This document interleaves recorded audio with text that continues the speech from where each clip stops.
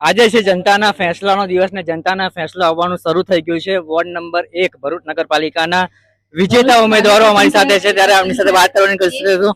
જુબેરભાઈ, પરિણામ આવી ગયું છે, કેટલી ખુશી?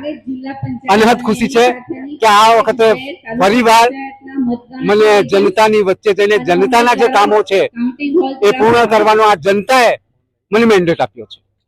જુબેરભાઈ, ખાસ કરીને વોર્ડ નંબર 1 ની વાત કરીએ તો કયા કયા પ્રશ્નો છે જે તમે આવનારા દિવસોમાં એનું કામ શરૂ કરશો? અમુક સોસાયટીઓમાં ગટરના થોડાક પ્રશ્નો છે, પાણીના પ્રેશરના થોડા પ્રશ્નો છે।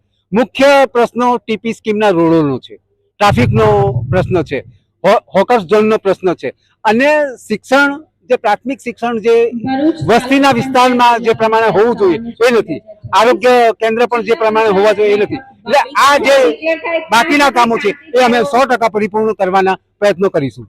ખાસ કરીને ચૂંટણી પ્રચારની વાત કરીએ તો એક એવો નેરેટિવ બનાવવાની કોશિશ થઈ હતી કે જુબેરભાઈ પક્ષ વિરોધી ભૂતકાળમાં કામ કરેલું છે, કેટલું પડકાર રહ્યો? કોઈ પડકાર નથી રહ્યો। કોઈ મને આ એકાદ બે જણ પર્સનલ પોતાના ગ્રીવન્સના કારણે આ ઉછાળેલું છે અને જનતાએ જવાબ જંગી મતોથી આપી દીધેલો છે, એટલે એમના મોઢા પર એ જાતે ફૂટેલું એ એમના મોઢા પર પડેલું છે, એટલે એ વિશે હું વધારે કંઈ કહેવા માંગતો નથી।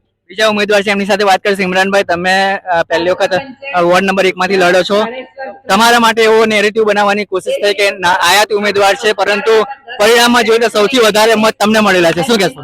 બસ આજ મારી સમાજની સેવા, અમારા કામો, અને તમે જોશો કે રિઝલ્ટમાં પરિણામમાં સૌથી વધારે વોર્ડ નંબર 1 ની જનતાએ, તેના કાર્યકર્તાઓએ, સોસાયટીના પ્રમુખોએ, આગેવાનોએ, માજી કાઉન્સિલરોએ આ બધાનો શ્રેય અને પ્યાર એવું નથી લાગ્યું કે આયાતી છે, ઘરના છે, એ સાબિત કરી દીધું છે લોકોએ, એ વિશ્વાસ છે। કયા કયા કામોને તમે પ્રાધાન્ય આપશો? પ્રાથમિક સુવિધાઓના કામો જે હજુ પણ 1 નંબરમાં છે, જે 30 વર્ષના ભાજપના શાસનમાં ઓરમાયું વર્તન કરવામાં આવ્યું છે, એના માટે મારે લડત ખાસ આપવાની છે।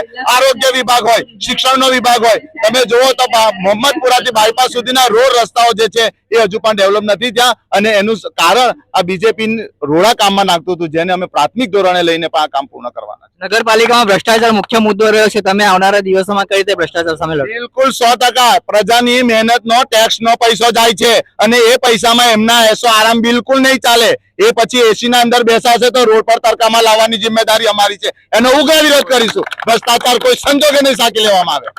બિલકુલ, આ હતા વિજેતા ઉમેદવારો અને તેમનું કહેવું છે કે ભ્રષ્ટાચાર સામે અમે લડીશું અને જે પ્રજાના પ્રશ્નો છે તેને ઉકેલવાનું કામ કરીશું। આભાર।